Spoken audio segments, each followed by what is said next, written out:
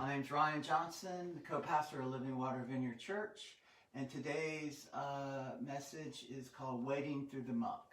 So God was just kind of speaking to me about doing this kind of review of Proverbs. I think when we look at Proverbs, the writer was Solomon, and of course he was the king that was after David, and he kind of went to the Lord and said, hey, I don't know how to lead this nation, so give me wisdom. And so basically, when we look at just all situations throughout time, and especially today, wisdom is extremely important. And so I think when I was looking at this, one thing that really spoke to me was this quote by Dave Anderson. He's got a YouTube page, but he's a Messianic Jew, and he said, knowledge comes from Google, wisdom comes from God.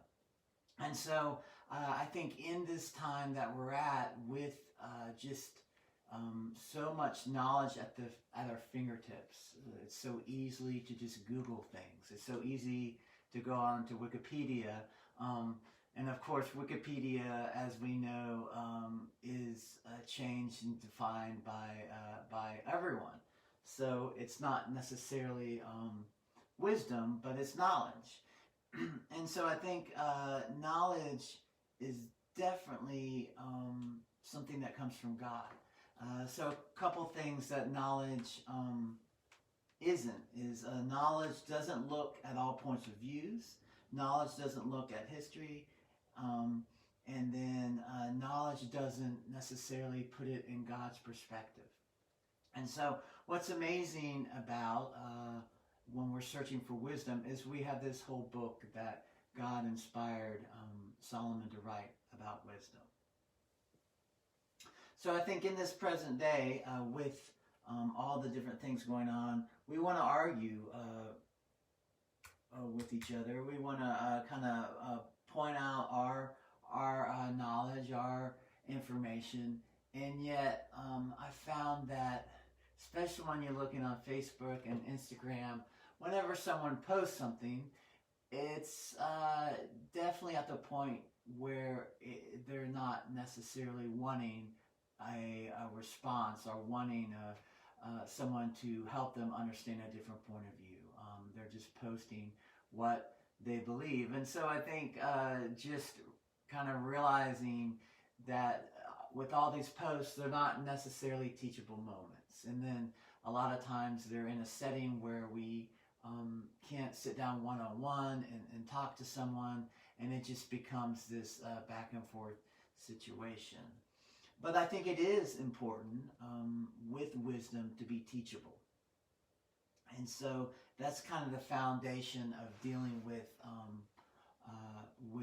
school, right? When you graduate from college, a lot of people say that diploma shows that you're teachable to any business that hires you, but also with political viewpoints, with economic viewpoints, and then with racism issues. You definitely have to allow yourself to be teachable. And you have to kind of humble yourself and be able to look at all these different points of view. So one thing that I wanted to mention was the Hebrew word for wisdom is Hakma. So say it with me, Hakma.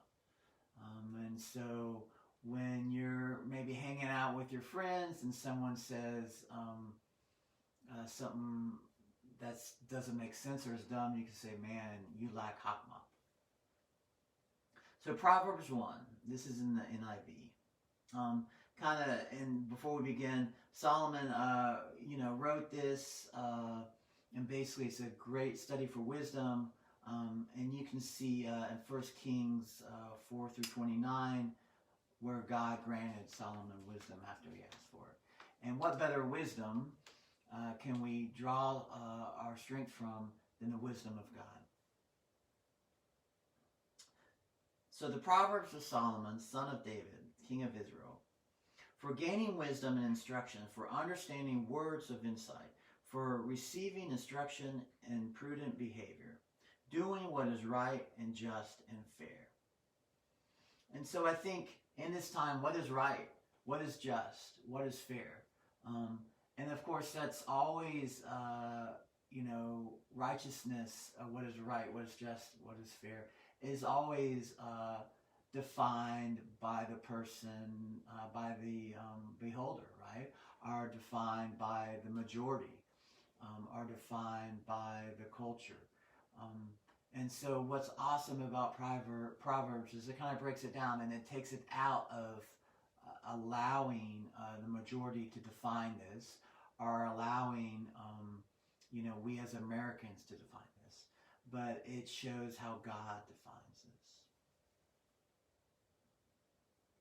For giving prudence to those who are simple, knowledge and discretion to the young. Let the wise listen and add to their learning, and let the discerning get guidance. For understanding proverbs and parables, the saying and riddles of the wise. The fear of the Lord is the beginning of knowledge, but fools despise wisdom and instruction. So with this, as we study Proverbs, and we're going to kind of go through different parts of the Proverbs for probably the next month. I just felt like in this season it's so important to look what wisdom is. And so right here, one thing that I wanted to kind of point out is the fear of the Lord, right?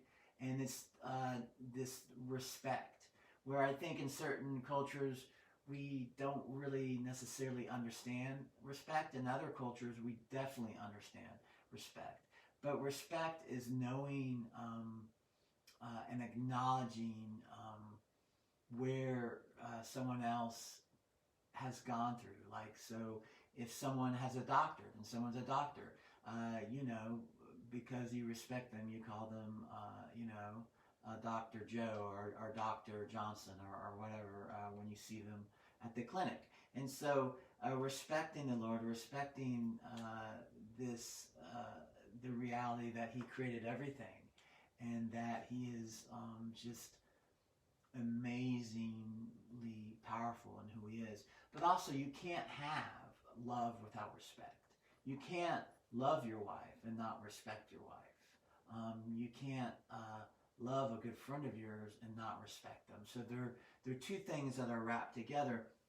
And so the beginning of this wisdom is respect, is fear of the Lord.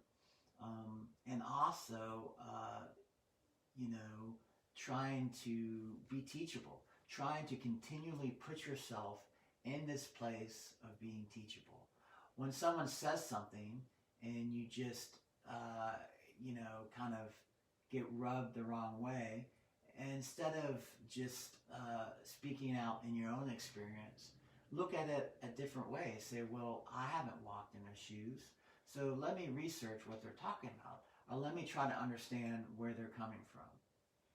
I think in so many situations that you see people just react in this lack of wisdom, is they haven't taken the time to actually talk to other people and see what they've gone through. They're assuming that their life or their pain is the same. And what's just challenging with this is each person's pain is their pain. So I always say that you really can't try to out-pain each other. You can't say, well, I've been through this and you haven't been through this and my pain is greater than your pain. For each person, their pain is their struggle, and it's very, very real to them. But there are definitely certain things that people have gone through that we just won't understand until we sit down and we take the time to talk to them and try to see what it's like to walk in their shoes. So warning against the invitation of sinful man. And so we're going along in Proverbs. Listen, my son, to your father's instruction, and do not forsake your mother's teaching. So listen to your mom. They are a garland to grace your head and a chain to adorn your neck. My son, if sinful men entice you, do not give in to them. If they say, come along with us, let's lie in wait for innocent blood. Let's ambush some harmless soul. Let's swallow them alive, like the grave, and whole like those who go down to the pit. We will get all sorts of valuable things and fill our house with plunder. Cast lots for us. Cast lots with us. We will all share the loot. My son, do not go along with them. And so we are continually put in this situation where people are going to come to you. And I mean, as Christians, if you're a Christian, you have discernment. You have Christ that lives in you. When you get saved, you ask that Christ comes into your heart. So you had that. So we know what's right from wrong. So this, I think this whole concept that, oh man, I didn't know. I mean, think about your words. Think about what you say. It's so much easier to not say it than to come back and apologize afterwards. But here in this situation, the writer Solomon is talking about